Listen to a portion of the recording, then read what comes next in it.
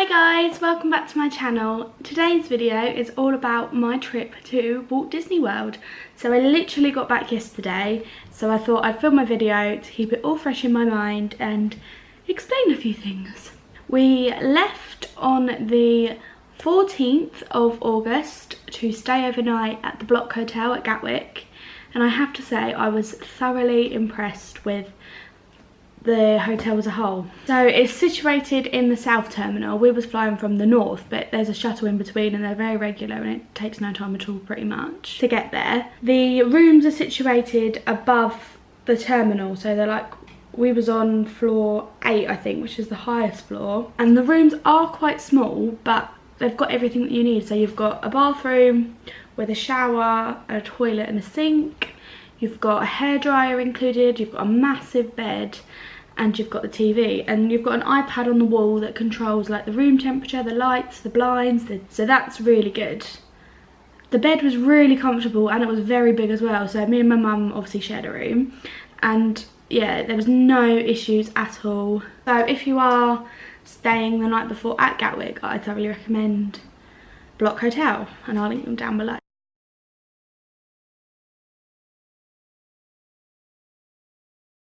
So on the 15th was when we flew. We flew with Virgin Premium. We did the twilight check-in the night so we could get rid of our luggage. So all we had to worry about was our hand luggage the next day, and we just went straight through security. And because we were flying premium, you get premium security, so it's like literally like 2 minutes, and neither of us got the extra check, so that was always good. And then we went into, we paid to go to the #1 lounge, which I think is 100% worth it. It's so nice in there.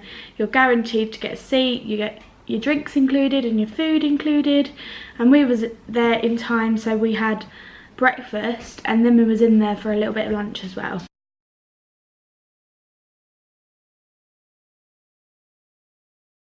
Then obviously went to our gate and flew. So we was in seats 15A and C in the premium section, and they were the second, so on the lower floor on the second row, and they were so comfortable. You have enough leg room there, the seats are nice and big. Yeah, I really enjoyed the flight. We had such a lovely hostess, Jenna. I cannot thank her enough for such a lovely trip. She, like, we had a conversation and I was like, oh, this is for my like 21st birthday, and she made it so special, and like at the end she gave me a bottle of champagne and like the little flying certificate that the children get, and it was like a birthday message, so that was really nice.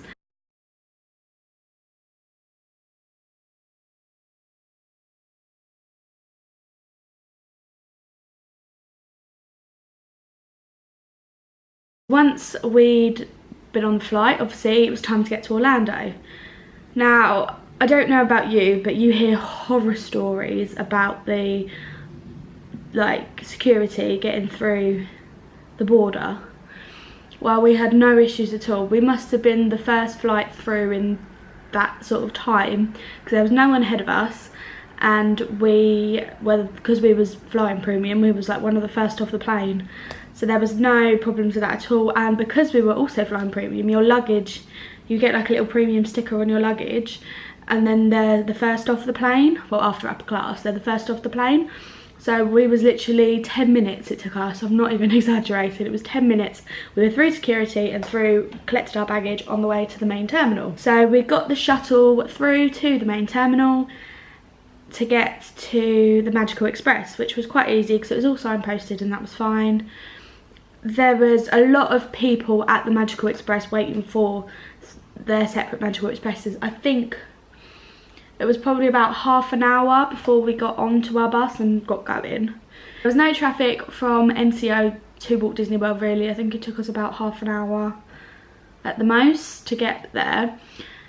And then once we arrived at Coronado Springs, we had all our luggage and we checked in at the Grand Destino Tower. We had someone from his college, he was on his college program, who checked us in. I don't know how long he'd been there because he wasn't that helpful when he, like, like we got our, obviously we got our magic bands and we got like our cards put onto our magic bands and all that jazz, but we had 4 suitcases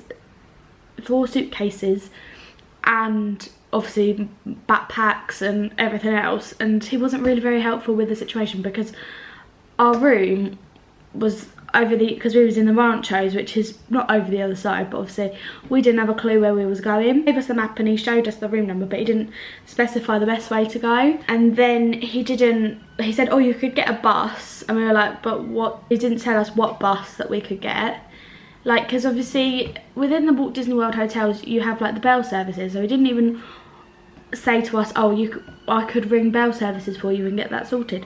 He didn't even do that. Like, the way that he showed us was the long way, and we ended up going round that way. It took us about half an hour to walk with all our luggage.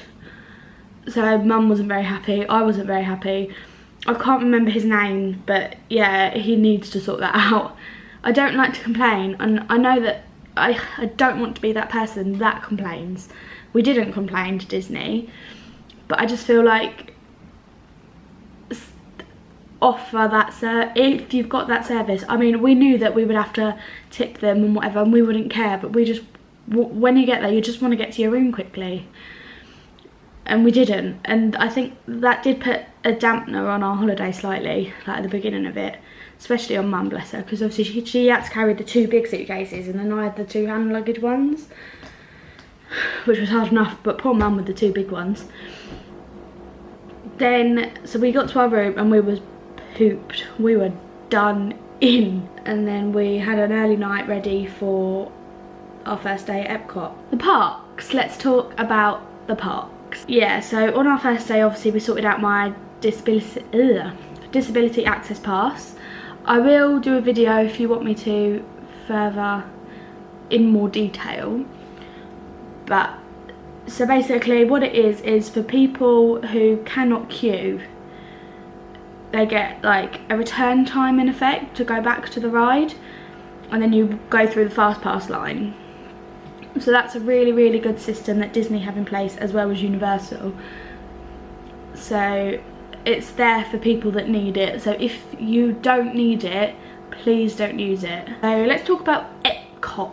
Epcot was good. I really like Epcot, but I feel like since obviously D23 and all the new changes that are coming in, they are needed. I know that Epcot is an old park, but it needs this refurbishment. Obviously we've got the Ratatouille ride coming, the Guardians ride coming, all the new lands, and the Mary Poppins ride is going to be coming. It needs it, but this refurbishment is going to do it the world of good. It's going to give it a new life. I know that a lot of people disagree with me, but after just coming back, that is my view. I'll talk about Magic Kingdom next, because that was the park that we went to next. Magic Kingdom is my love. I love Magic Kingdom. I'm just at my happiest when I'm there. There's so much to do there. The parade is fabulous. The fireworks are incredible. It was like out of this world. I really enjoy the characters that you can meet there and the different food that they have on offer there. The Dole Whips are incredible. Yeah, there's just so much to do there, and they're just so good. Hollywood Studios. I really enjoyed Hollywood Studios this time. Toy Story Land is amazing, but once Star Wars lands there, it's going to be even more incredible. Fantasmic is a classic and I love it so much. There's just some things that you just shouldn't change, and I'm so glad that Fantasmic is the classic that it was back then. Animal Kingdom. I really liked Animal Kingdom this trip. We only went once, but we managed to do everything that we wanted to. We didn't watch the shows, but we managed to do all the rides, and that was good for me. Like, we had lunch at Yak and Yeti, and oh my god, I had the Korean barbecue ribs, and they were out of this world, literally. Flight of Passage was just another level. Like, I can see why the wait times are still like it for that ride. We also went to Typhoon Lagoon for a couple of hours. That is still such a good water park. We didn't manage to make it to Blizzard Beach this year, but next time we go, I think we'll factor in some more water park days. Where we didn't go for the full 2 weeks, we kind of had to let certain stuff slip, but it didn't make the holiday any less good or anything like that. There's just sometimes there's things on certain trips that you want more than others. So Universal Studios, the disability pass thing, I can't remember what it was called there. I think it was called like an access part, I don't know. That's really good. The system there, you get a card and then you get a return time, and if it's half an hour or less then you go straight through, but if it's half an hour or more you'll get a return time not including the first half hour. So say if the queue ride is an hour, you'll only wait half an hour before you're allowed to go on the ride. The rides at Universal are very heavily 4D, especially in the Universal Studios park. So if you're not into that, maybe just don't go, because there are a lot. Like the Islands of Adventure Park, you obviously have like the water rides, and you have like Hulk and, oh my god, Harry Potter. We managed to get on Hagrid's Magical Motorbike Adventure and it was incredible. I'm not going to say what the ride is or anything like that because they ask you not to, because I don't want to spoil it for anyone, but oh my god, that ride is insane. It's the best ride. It's just amazing. I sat in the bike and Mum sat in the sidecar, and it was just another level. If you can, if you're going out there and you can, please do, because it was just it was amazing. It was, yeah. The dining plan is what I want to talk about next. I am a massive fan of the dining plan. So we had the regular dining plan, so we had obviously a table service, a quick service and 2 snacks per day. It's so worth it. The restaurants that we ate at were incredible, and the food that we ate, oh my god, it was so good. Like, and we ended up with 29 snacks left over and 7 quick service credits left over on our last day, where we managed to use all the 29 snacks and 1 quick service, so that converts into like 3 snacks.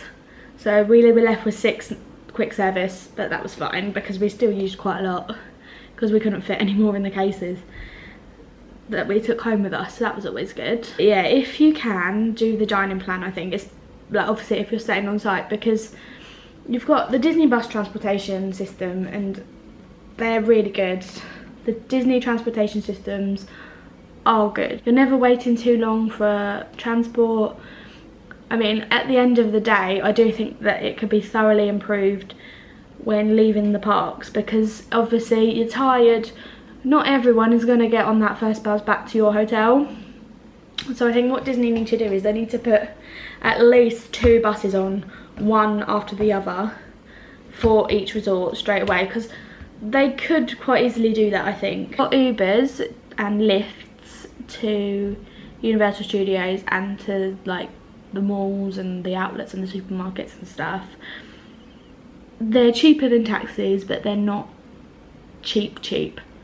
Like, we didn't have a car, so that was our option, and it's a good option if you haven't got a car, but if you've got someone who is willing to drive out there, I still do think do it, because it's worth it.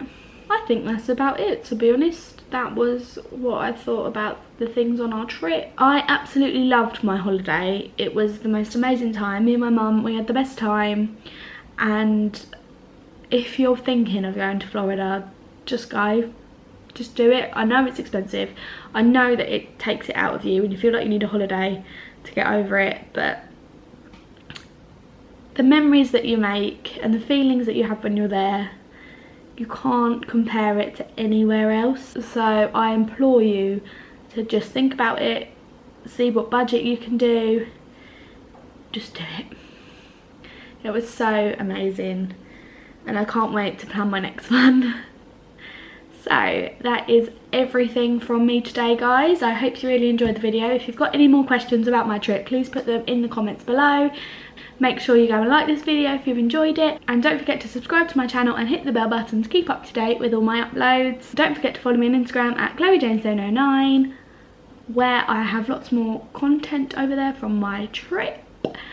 And yeah, that's it. I will see you all real soon, guys. Bye.